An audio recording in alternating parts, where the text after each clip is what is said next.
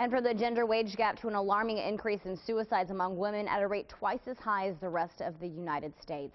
A recent report depicts the dire status of women in Alaska, and it has one senator pushing for change. Fox 4's Whitney L.B. Miller joins us with the latest. Whitney. Megan, Senator Liesl McGuire is fired up about a report recently released to the public highlighting the current status of women in Alaska. She says she requested the report from Legislative Research Services to shed light on what's going on in the state and to search for solutions.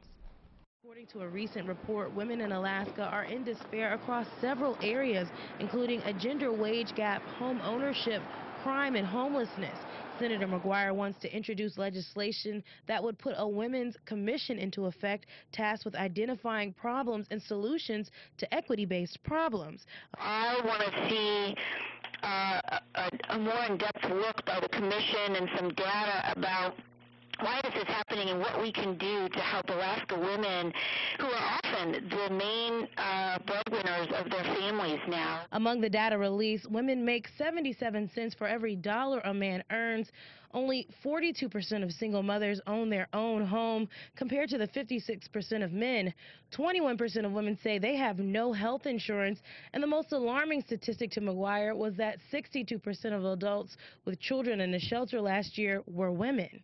That is such a sad fact. It makes me sick to my stomach. And I think it is such a reflection on our society and something that we all need to be concerned about. The executive director of Abused Women's Aid in Crisis says homelessness is a growing issue and domestic violence is the leading cause. And we see high numbers of women who are experiencing severe domestic violence and really in need of help and support. Pearson says the solution begins with the access to affordable housing.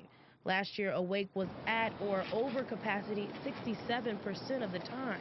As we know now, it takes almost $22 an hour for a person to be able to afford a 2-bedroom apartment. So if you have kids, that's a real challenge, and that's in Alaska. So truly that inequity is across the board throughout the states. McGuire says the state needs to help start rebuilding families to stop the cycle of inequality.